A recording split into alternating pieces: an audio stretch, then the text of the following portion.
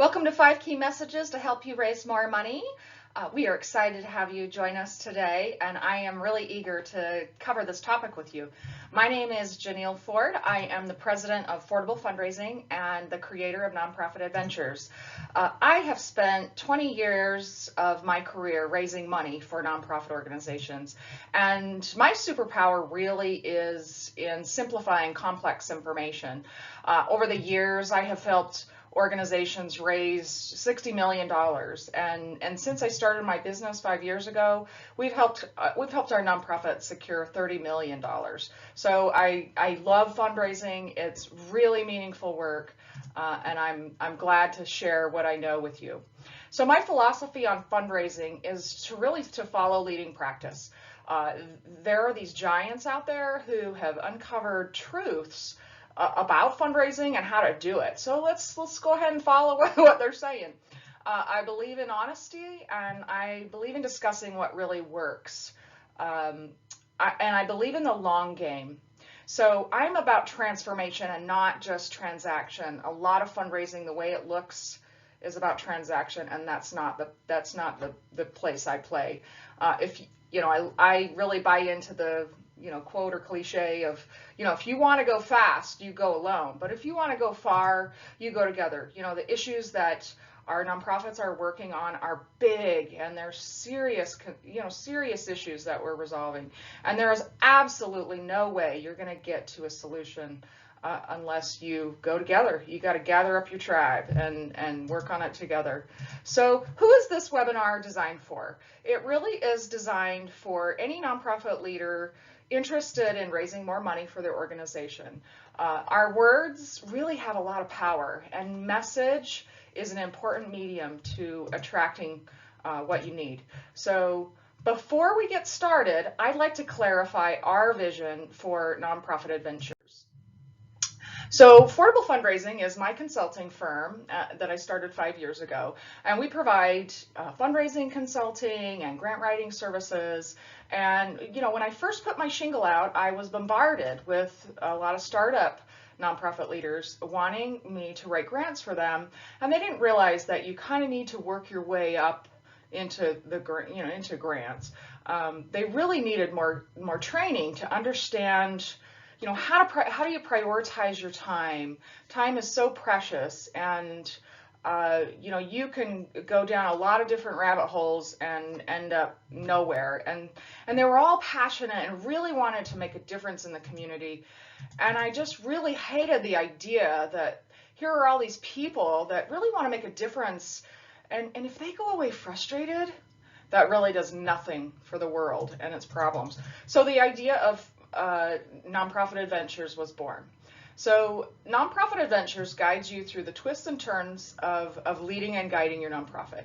It includes two components, collaboration and education and training. So our vision is to provide this both online and in person, and we've launched the online component with our Facebook group and have the fundraising guide, which is our first online course. We have plans to launch 4 additional courses in the coming year, and we will be launching in-person events as well as classroom-based or custom training. So I have a really big dream for this Nonprofit Adventures, and we all know managing and working in nonprofits is a real adventure. It's super complex, and some days we might just say it's just a real trip to work for nonprofits. All right, let's get started. So here is our agenda for today. I'll share the key objectives of what we're going to take away from this. We'll talk about the 3 main reasons message matters. We'll talk about these 5 messages to help you raise more, and then we'll talk about next steps, and I want to share with you more about our fundraising guide.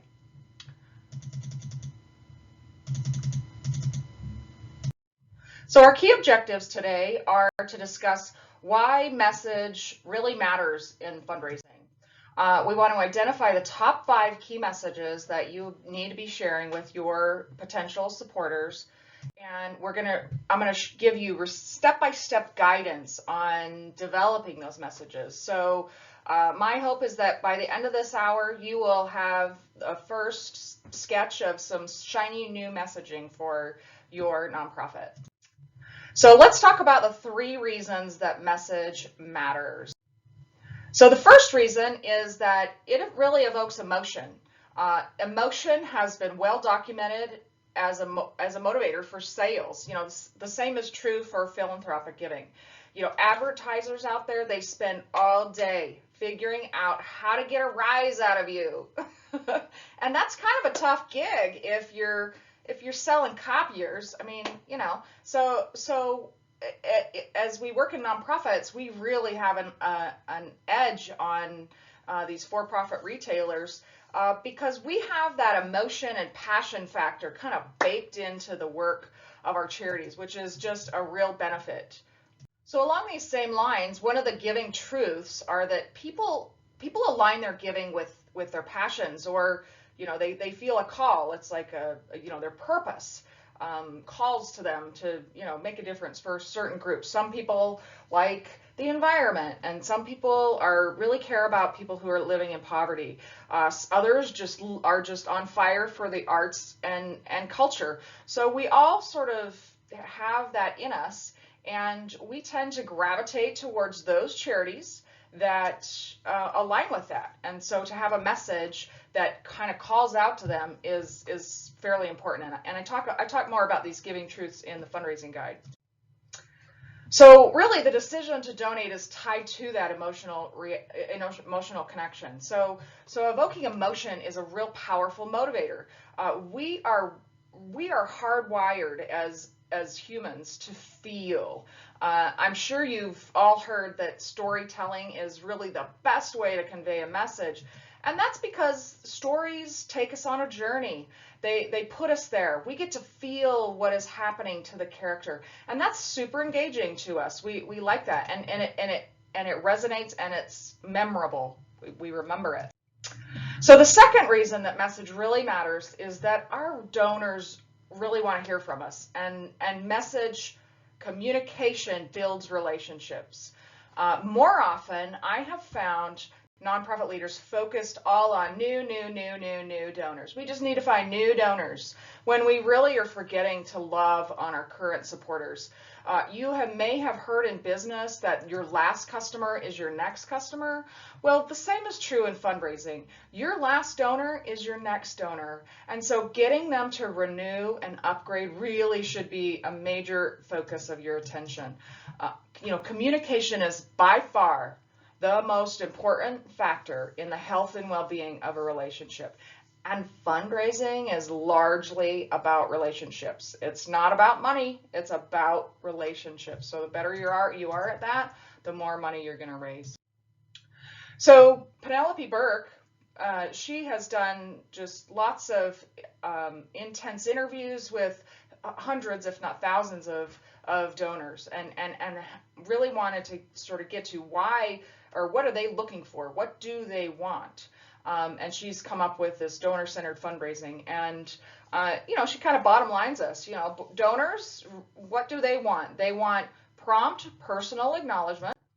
They want confirmation that the gifts that we've made are working as intended. And they want measurable results. So bottom line here is what she's saying is that donors want continuous, consistent communication. All 3 of those things are about talking, engaging with the donor, and sharing information.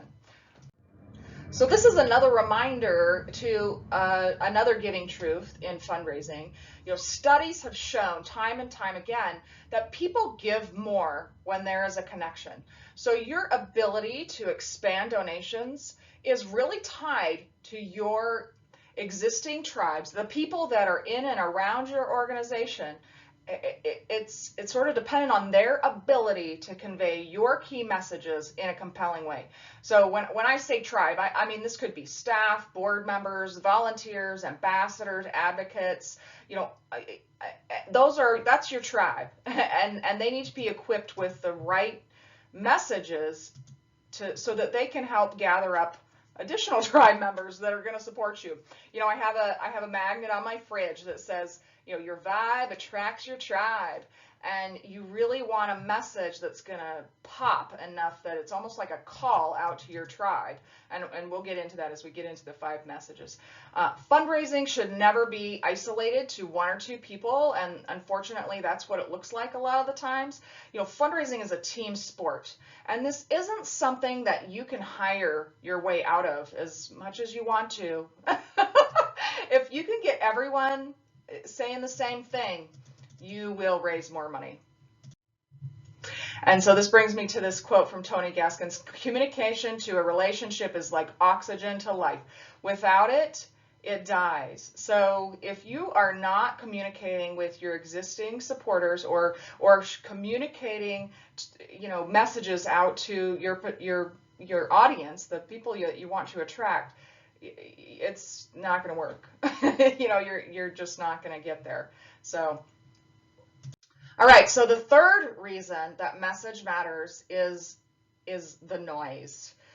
This is the growing competition both in the nonprofit sector and for our attention. So let's just look at both. So let's talk about nonprofit noise. The nonprofit sector has grown tremendously, and there's you know, a lot more nonprofits out there in the space. So the National Center for Charitable Statistics reported in 2015 there were 1.1 million public charities across the U.S. And so how much do you think the nonprofit sector has grown in the past decade? Oh, yeah, this is amazing. The nonprofit sector has grown by 20% over the last 10 years.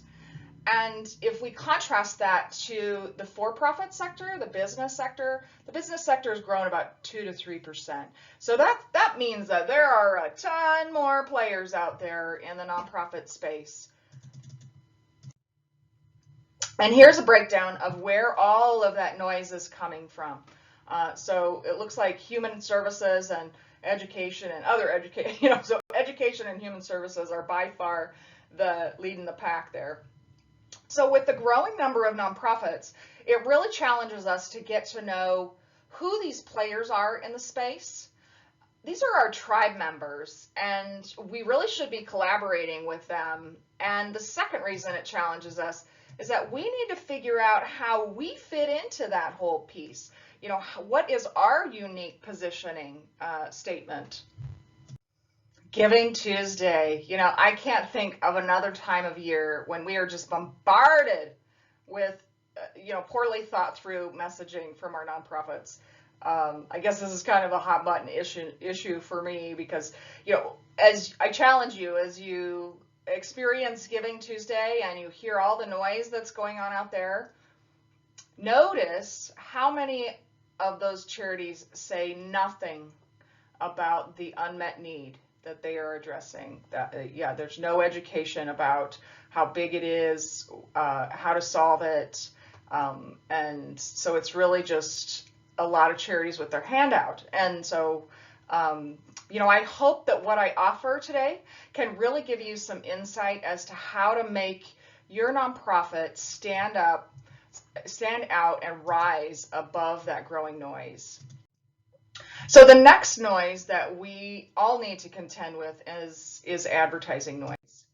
And, you know, studies indicate that we're exposed to thousands of messages every day. On the high side, this number is 5,000 plus. I mean, some data out there said it was like as many as 20,000 messages a day. And this includes, you know, this is all messages, and it includes the labels that we walk past at the grocery store, and the ads in the mail, and cars on the highway, and, you know, things we see online. And so we're bombarded with these messages. And about 362 are advertisements. 153 are kind of like noted by the audience. 86 of those messages we might have some awareness of. Only 12 will make a lasting impression on the audience. And so this, you know, how do we rise above that noise? How do we become one of those elite 12 that sort of, you know, creates this message that sticks with people, that they carry around, that they share. And, they share that, and then, it invites others to engage. So just to recap, the reasons message really matters is that it really is it evokes emotion, which can motivate people to engage. It builds relationships, which is the foundation of fundraising, and we need to think about our message because of the growing noise out there. All right, so here is why you are all here. Let's go through the 5 key messages. So let me just tee this up a little bit. What I'll be doing here is going through information on each message, and I want you to understand the essence of each, and I'll share some examples, and then we will use the questions in your workbook and have you sketch out answers to the questions under each. So be sure to have your workbook available, and if at the very minimum you need a pen and paper. Okay, so just a disclaimer here. This is a beginning step. The 5 messages in the final form will be kind of a distillation of the essence of several questions. So we're going to sort and sift content to 5 simple sentences. The first step, this beginning step, is really about just getting it all out. And then, once you get it all out, then it's almost like you're sculpting a sculpture. So the getting it out is really like you're throwing all the clay out there on the table. And then you can work at refining it and whittling it down to that one sentence that just really pops. So just keep in mind that it really is more challenging to craft 200 or even 100 compelling words than it is 1,000. And when it comes to message, less is more.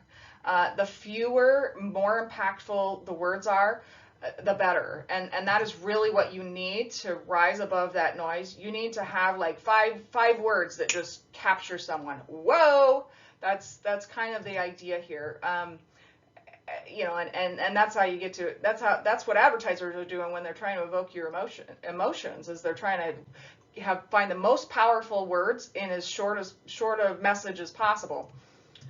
We're not going to have time for you to answer all the questions in each of the 5 areas, but I have given them to you in the workbook, and you can spend time with them, and you can go back and do some research and fill in the blanks. So before sitting down to develop any sort of narrative or message or even a communication piece, this could be applied, to when you go out to coffee with a new friend or a potential donor. This could be applied to, conversations with your family. So think about your audience, and when you communicate a message, what do you want them to feel? What do you want them to know? And what do you want them to do? If you answer these 3 questions, you'll have much more success in your conversations with people. You will move forward. It's just more intentional. It's much more intentional, and you'll have better success. So let's talk about voice for a minute. So nonprofits bring value to the table, and oftentimes when it comes to fundraising, for whatever reason, there's this idea that you need to be in this inferior position. But remember that your organization brings value to people's lives, and there is joy in giving and serving.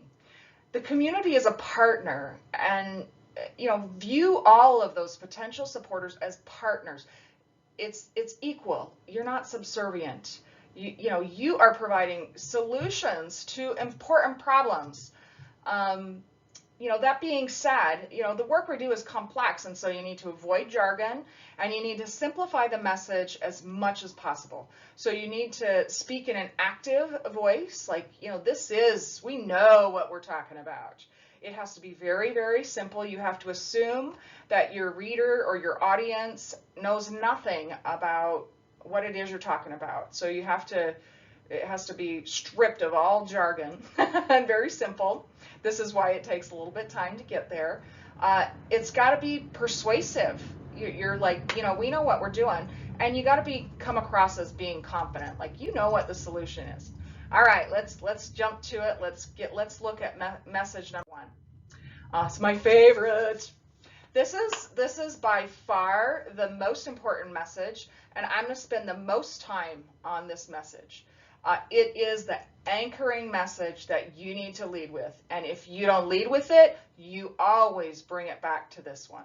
This is the unmet need, and it's the why. You know, Simon Sinek talks about starting with why, and this is the why. It serves as foundation for everything you do.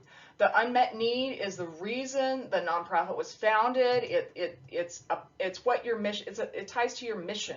It's the benefit you're providing to society, and so it's just super important. And it's what everybody cares about. This is what we care about. This is what gets you out of bed in the morning. This is it right here. So the unmet need is not your need for money. No. If you don't have a compelling need, you really don't have a compelling project or case for support. You know, I get it. You know, you're using sticks and glue and bubble gum and duct tape to do the work. And you feel like this is the biggest need. You really feel like it is because it weighs heavy on you every single day. If we just had money for this or that or the other. But when you use it as a key message out in the community, it's going to fall flat every single time. There is nothing inspiring or engaging about conveying how much money you need. It just isn't cool, you know. The need that you should be focused on is the problem that you are addressing in society. The issues that nonprofits address are extremely complex, and this unmet need message is important because people and groups are looking to you to serve as the expert. I've depicted this iceberg here to just sort of graphically share what the community sees about that need and what's really going on. You know, this is really interesting. You know, you can actually experience the need and still not know about these complex solutions that are, you know, lurking underneath you know, below with this glacier. And I'm kind of calling this the, you know, sea of jargon below the surface of the water, because that's what ends up happening, you know, the deeper you get into the work of a nonprofit. So the solutions that we are using to address these cause areas, they have different models, methods, there's these evidence-based practices, and they all come with their own language. Some have different curriculums. I mean, it's really complex. We work jointly on the need with other provider networks. And, you know, some of those providers might serve subpopulations, or we serve subpopulations. So say, for example, if you serve veterans, well, there's low-income veterans, there's veterans with mental health challenges, there's, you know, and so we're complex as humans, and one size doesn't fit all. And so there's these various groups who serve all those populations, very complex, all different language. You know, we need to make our solutions relevant to the area where we serve, and that adds additional language. And most of us will navigate through one or many bureaucracies in our work, and it just all comes with complex language and jargon. So if you speak to somebody directly from the sea of jargon who just has no idea, you're going to just be speaking a completely different language to them, and they're just going to, like, boo-hoo, they're going to go find some other noise that they can connect with. If you convey a compelling unmet need message, you'll get a rise out of those who care. You know, you have to sort of figure out how to bottom line your audience, your potential supporters, on your solution. So you have to figure out how to distill this very complex world that you're in, you know, so that they can get it. They don't need to know all of this stuff, but they need to have enough to chew on to really be able to see the logic, to see the rationale, to see why this is going to work, why this your solution is going to help. And you need to position yourself as the expert. So in crafting the unmet need message, you really need to be sure to convey a sense of urgency. So let me just continue on and just sort of share how this works. One of the best techniques is to use a compelling statistic that evokes an emotional reaction. So you know you're onto something when you can get a rise out of someone using facts. It's pretty easy to spout off our opinions about what we think or feel about something, but when we can back it up with well-researched facts, this is where the power is found. If you can evoke an emotional reaction with a fact, you just got to let people sit with it. The sentence really should cause a stir in the heart and the mind, and it really conveys the reality of the situation and can educate your audience about this unmet need and the problem your organization is addressing. Here's an example of what I'm trying to say. So here's a statistic. Every day in our country, 21 veterans are committing suicide. This fact really conveys the need of our veterans. They become so desperate that they lose all hope, and they think taking their life is the best option. I think that this is, if you just sit with this statistic, it makes you very, very uncomfortable, and it will evoke an emotion. It makes me angry. It makes me sad. It's horrifying that we have this population of people who have really served our country, and then they're coming back and just losing all hope. So this is one example. Then another example would be, children born today will have shorter life expectancies than their parents. With the rise of the obesity epidemic, and health issues, this is not a cool, this makes me also just like, what's going on in our communities? It really is, when you sit with these facts, it's uncomfortable. And so when you think about this unmet need message, it really is, I usually try to find a compelling statistic, one sentence that's gonna just like pack a punch and just really share the unmet need with my audience. I want to share this is a little more detail about as I go about developing a proposal, or when they ask about the unmet need. I want to just give this formula to you because I think it could be helpful. So when I write the need statement, I think of it like in a funnel, and I want to take my reader from the head to the heart. So some of us are head people and some of us are heart people.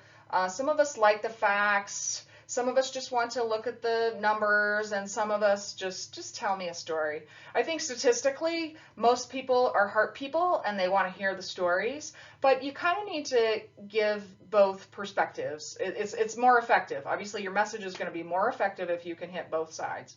So at the top of the funnel, I want to give my audience a picture of the need. So, let's say, nationwide, there are 1 million people who are experiencing homeless in, the country or whatever, so you're giving them the size and scope of it. Like, how big is it? How big is it across the nation? How big is it in your state? How big is it in your county and your city? So you're kind of giving them, you're going wide at the top and coming down. You're kind of giving them a picture of how big it is. And then you're going to talk about the cost to community by, the cost to individual lives and, the barriers, that exist to the issue. And then you're going to talk about the benefits to resolving the issue. And then at the bottom, you're going to come down and you're going to just give a little vignette or a story of somebody who's personally impacted by it. And so, it's almost like you're going from, sociology to psychology. the society to the individual is kind of the idea. And this is way more than you need, but this is, this might help you as you think about crafting this need message. It really is distilling down this need statement into one sentence, and a well-crafted statistic is a way to do it. The other day I read a piece on Facebook. It was a headline. It was that more children have died by gun violence than in war since 9/11, and that just that makes you stop and think about that issue. If I were a gun violence organization, I would just lead with that. That would be definitely that I would arm myself with that message. That makes people pause and think about that. And so that's kind of what you're looking for. You're looking for this message that sort of pops, but it's just the reality of the situation. If you're in an arts organization, you're going to talk about what life would be like without the art, because there are it's a little bit different. You're talking about the benefits of art and culture, and what would life be like without those things. We wouldn't be as good at solving problems, and there's all kinds of benefits that art and creativity brings. So use the power of your words to help your audience, the community, see the gravity of the situation or benefits. I really love this quote from Greta Thunberg. It really captures the essence of what you want to portray with this unmet need message. I don't want you to be hopeful. I want you to panic. I want you to act as if the house is on fire. So you want them to have like a connection with that message and create a sense of urgency around resolving it. Okay, so now it's your turn to take some time to answer a few questions that are in your workbook. Keep in mind, you might need to do some research to identify some statistics. Honestly, you wouldn't be surprised how often I find nonprofit leaders who don't really have a sense of, they can't tell you how big it is. They don't know how many people have the need. All they can talk about is what's going on in their own organization. And so it's a missed opportunity, because we should all be educating people about these needs that we're addressing. So if you need to do some research, just jot down some notes, a few thoughts about where you think you'll search. And I would just encourage you to research reputable sources for data, academic institutions, or reports and studies from major government agencies can be very helpful. They will tell you sort of the size and scope of the issue, and that's where I would pull some of your data from. But you're onto something when your audience asks for your data sources. We had this happen not too long ago for one of our case statements. They wanted to know, oh my gosh, where are your sources here? It's great. They're questioning the reality that you're presenting. This is the reality, boom, boom. And then, sit with that, and it's like, this can't be right. These can't be right. But yeah, so you're onto something. I love it when that happens. It means the light bulb's gone on. They now know why we are doing what we do every single day. And so go ahead and pause here and just take a couple of minutes and sketch out your thoughts about on these questions. So what is the need or problem that you're addressing? How big is it? Who does it impact? And why should it be addressed right now? And what's the cost if we don't resolve this issue? Let's move on to message 2. Share your solution. So what is your solution, and what does it take to do it? If you get message 1 right, you'll get a rise out of people. They'll be like, whoa, what's going on here? They will, the next thought that they have is, what can we do about this? And we got to do something about this. This is crazy. I can't believe this is going on in the community. And so this is where you need to provide information about your solution. So let's talk about the solution to your problem. If your unmet need is individuals in poverty, and maybe they lack suitable safe shelter, the solution's a housing program. If the unmet need is violence against women, the solution is safety and services designed to help them break free from that. If the unmet need is hunger, the solution is access to food.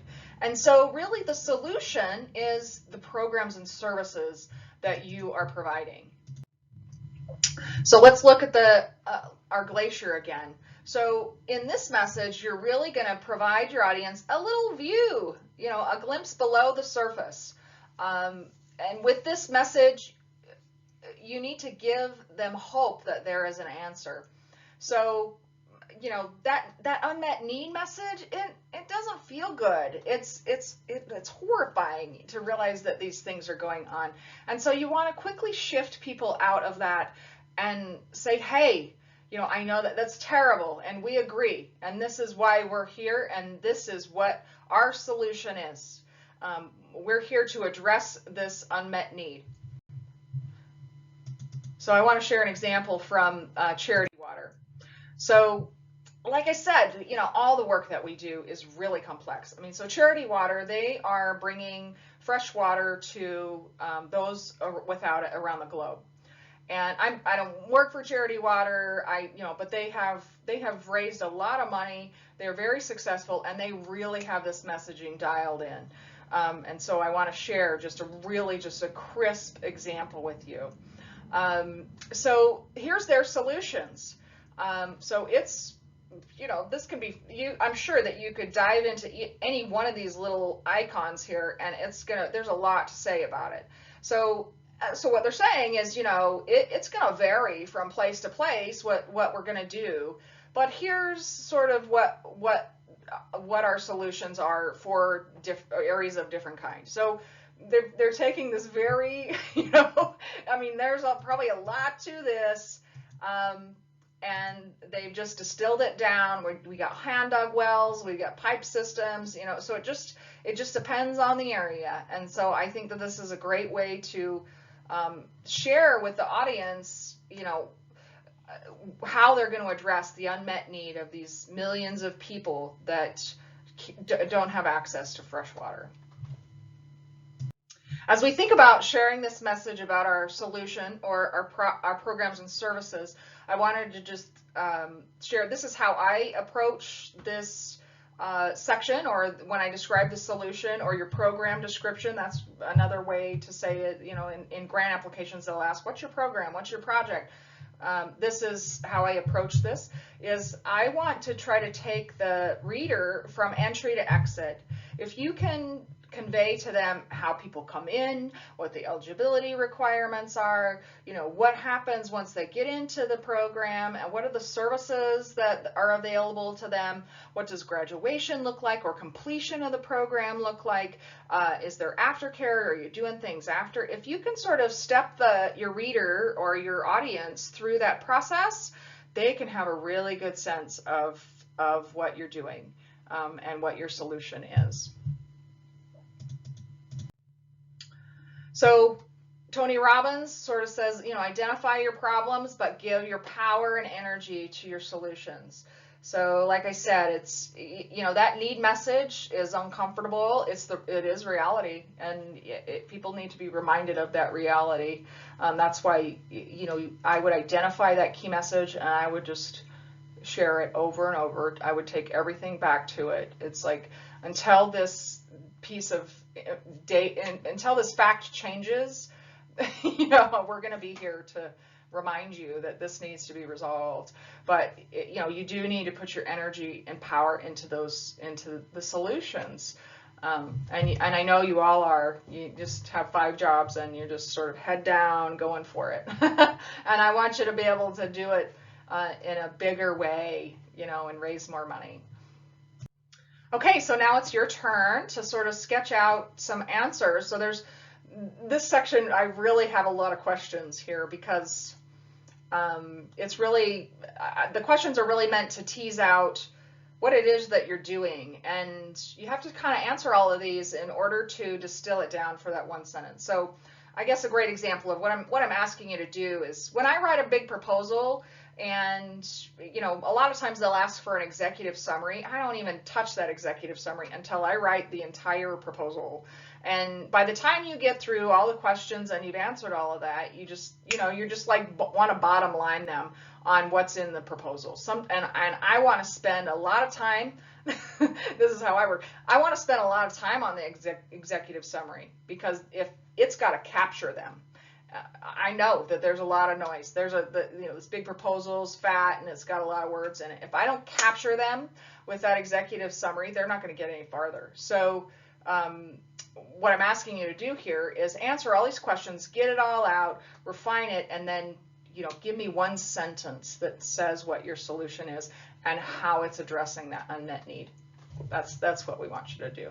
So pause here and take a few minutes and write down those answers. So we're moving on. It's time for message 3. So this message is about conveying your integrity and capabilities. So it's time to share why you. Let's go back to our glacier. Now you have really let your audience know about the need. They're kind of sitting on their chair like, whoa, you've shared your solution. And now you need to let them know that you're the right guy for the job, that you have the right people on the bus. So this message is really about sharing your organization's experience and the experience of your team. The 3 best ways to share credibility is to convey your years of delivering the solution and the past impact. I would share what your outcomes have been. We've had some success in the past, and this is what it looks like. The experience of your team. I mean, if you're running a theater and you hire somebody who only has worked in a homeless shelter, then you gotta have to make sure that there's a match there. And oftentimes when you look at the pedigrees of people who are working in nonprofits, they've spent their whole careers just focused on these issues, and they have 20 degrees and certifications and all of these things that they are experts. They are experts in delivering these solutions, and so you need to speak about that. That lends to your credibility.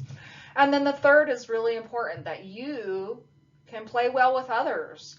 That really lends to your credibility. These are big issues, and we need to get over ourselves and reach out to those out there. And this adds to your credibility.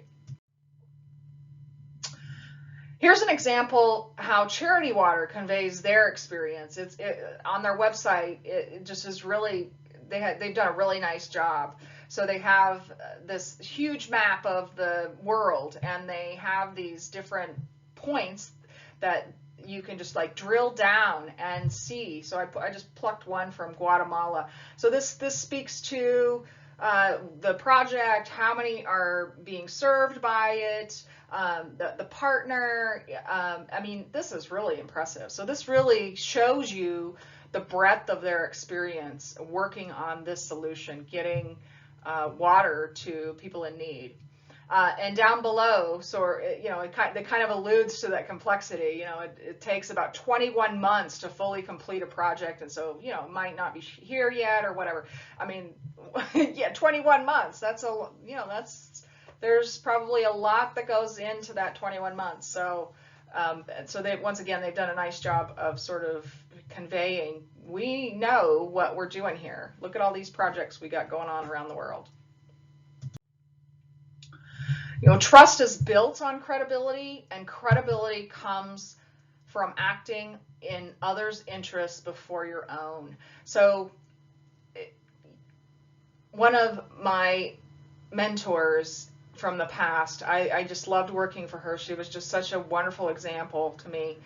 Every time there was some squabble about something going on in the organization, departments would, get in a tussle over, a lot of times we just have our own ideas about how things should be, and then we, it's not about anything to do with the people that we're serving. Yeah, that's unfortunate that happens, but it happens often. And she would always bring everything back to the people that we were serving. And so if you have that mindset, if you go at it that way, you are going to be demonstrating some real credibility and trust that your intentions are good, that you are genuinely interested in solving this major issue in the community. So so now it's your turn to sort of sketch it out. Here are those questions that you can take some time to answer about the expertise of your team, your impact data, and then this is where you would share a success story. Like, let me tell you about Bob. When he first came to us, it was like this, and then at the end he was renewed, or whatever that is. Share a story. Our financials are also another way to express that we have integrity, that we manage our money well. That's a pretty obvious way to convey that, and a lot of grant makers, a lot of donors want to see that you are financially solvent. So go ahead and pause and spend some time here, and I'll see you on the next one. This is the message I've found many nonprofits get stuck on. This is message 4, the inspired vision. And they get stuck because there are so many nonprofits who have just not really mapped out a plan. They don't have a 1, 3, or 5-year plan, and so they stumble on this message. If your organization needs help with this is something we do with nonprofits, is we can help you figure out that inspired vision.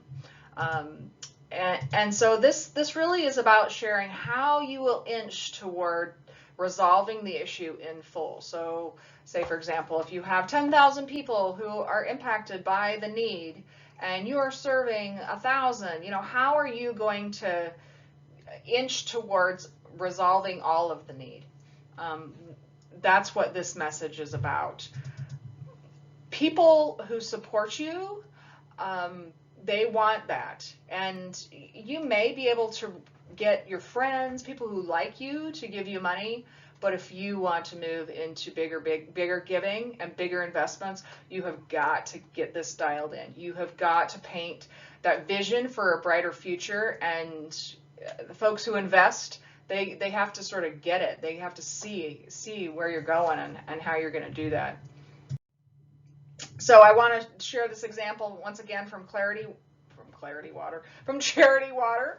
They are offering here a vision of hope. Clean water changes everything. And so they kind of are sharing need messages, and then they're also contrasting it with how clean water changes things. So I'll just read one. Diseases from dirty water kill more people every year than all forms of violence, including war. That's a need statement.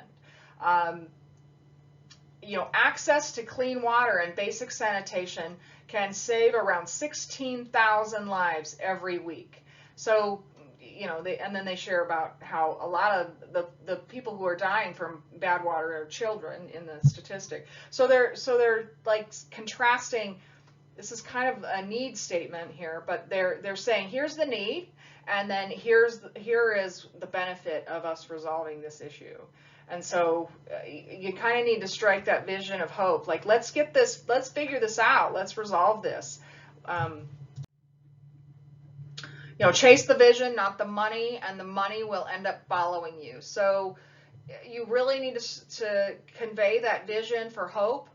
And if you focus on that, and resolving that unmet need, people will come. They'll gather around. We all come to the table with resources. Every single person has something to contribute. It just varies, and so you just need to get them to the table. And if you focus on the unmet need, your solution, and resolving that unmet need, the money will come, but you will attract the resources. Okay, so now it's your turn. Go ahead and sketch it out. Share your 1, 3, or 5-year vision for the future on how you're going to resolve this unmet need. What are the steps that you need to achieve this vision? So perhaps you need a larger facility. You need a larger facility, and sure, you need money for that facility. But the reason you need a larger facility is that you need to expand services to those who have these needs. And so you're inching towards, resolving that unmet need. Don't talk about the need for money to resolve, to get a new facility. That's what you think. It should be always about the unmet need. So go ahead and stop here and sketch out your answers, and we'll move on to the next one. Okay, we made it to message 5. This is the last message. This is the call to action. So you've educated your community about the unmet need. You've got to rise out of them with a fact. You've shared your solution. You've shared why you're the guy to do the job. And then you've shared like this vision, like here's where we're taking this. Here's what we want to achieve long term. So the last message really is about a call to action. It's inviting them to engage. And if your message resonates, each message resonates, it's a no-brainer. They'll just say, all right, just plug me in. I can give this. I can volunteer. I've got some buddies who can, I can recruit to give some stuff that you need, or whatever it is, in kind items, or I'm just going to write a check. I really love what you do. Here's a gift. So really the last message is the call to action. There are so many ways to engage, and I found this fabulous example as I was preparing for this webinar. I ran into a woman who was wearing a shirt from an animal charity, and on the back it had this message, and it has like this continuum of ways that people can give and get involved in animal welfare. So adopt an animal. If you can't adopt, foster. If you can't foster, sponsor. If you can't sponsor, volunteer. If you can't volunteer, donate. If you can't donate, educate. I love that even if you don't have any money or time, you could at least educate the community about the unmet need. We just shared with you this compelling need, and we want everybody to know that this is going on in our communities, and invite them to engage. So I thought that was just really brilliant. And just to carry through the example with Charity Water, here is their call to action. They're inviting people to become monthly donors. They had other opportunities on their website, volunteering, in-kind gifts. They let people know what their needs are. So if you're just letting people know what the organization's needs are for the solution, if you convey that the solution costs $250,000 a year or whatever, then they know that you need money to continue to do that. You should also come up with the volunteer opportunities and the ways to in-kind donations. Think through all of those ways that people can engage with you in the solution. Okay, so here's your turn to stop the video and go ahead and sketch out what your call to action is. Besides cash, what are your top 3 wish list items?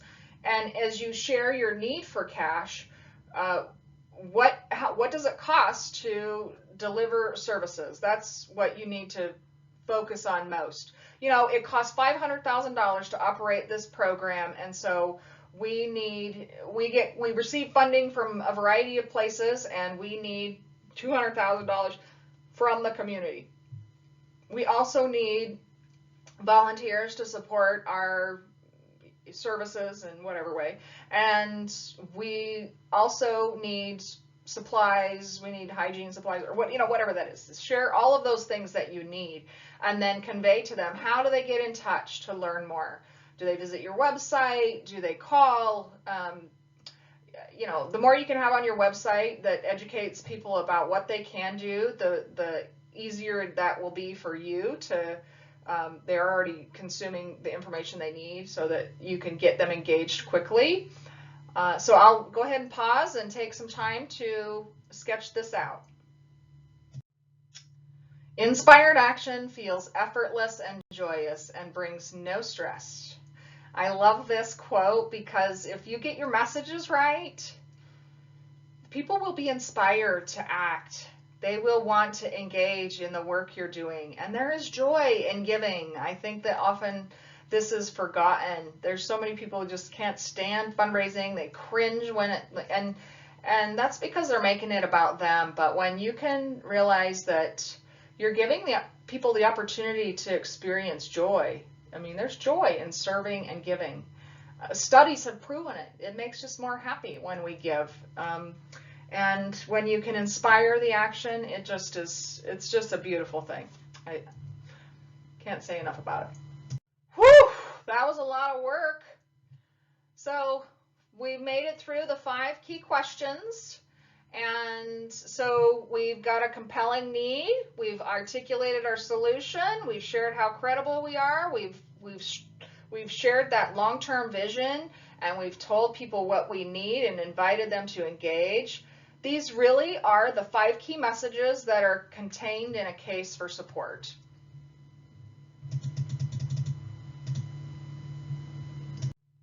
Okay, so what's next?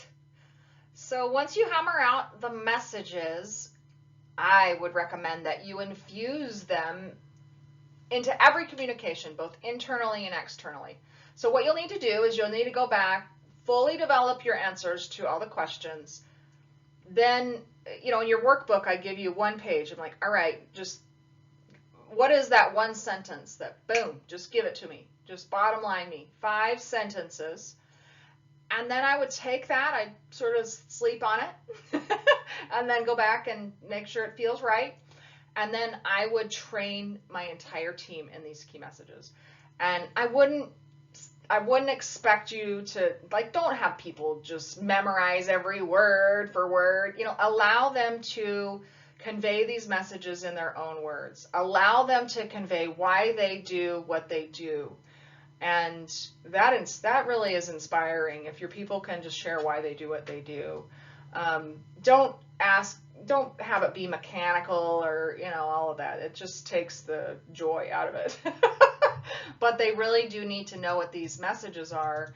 And, that unmet need message, it will resonate with them too, because this is why we are doing this work. And so these are foundational messages. I would incorporate these messages in speeches, in any presentation, the website, media posts, event signage, media relations. Everything should sort of bounce up against these messages. Is there alignment with these key messages?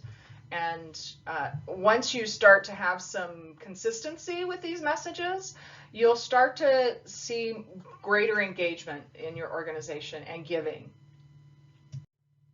So it's my purpose to really help you raise more money. That is what I'm here to do, and the fundraising guide is an online course that is designed to help you do that. If you're new to fundraising or a startup, this is the perfect tool for you to get started in fundraising. It will give you all the answers that you're looking for. It includes 8 hours of instructions and 5 lessons, and it's designed to help you improve confidence, really construct a fundraising program that's going to achieve results, and you're going to raise more money for your organization. There's a lot of nonprofits out there that are just doing trial and error fundraising, and it's not going so great. And so if you're new to fundraising, this course is perfect for you. It will really give you what you need. So let's just go through each lesson and share what is included. Lesson 1 is know before you go, and this is really just the essentials of nonprofits. If you're new in the nonprofit space, it comes with its own jargon, and it's very different than the business sector. And so I bottom line you on just some of the essentials of running a nonprofit. Lesson 2, we discuss the tools for success in fundraising. I answer questions like, how do you set a realistic fundraising goal? What do you need to do to be able to upgrade your supporters? And so it's really, I'm giving you the tools, like what are the most important things that you need to be successful in fundraising.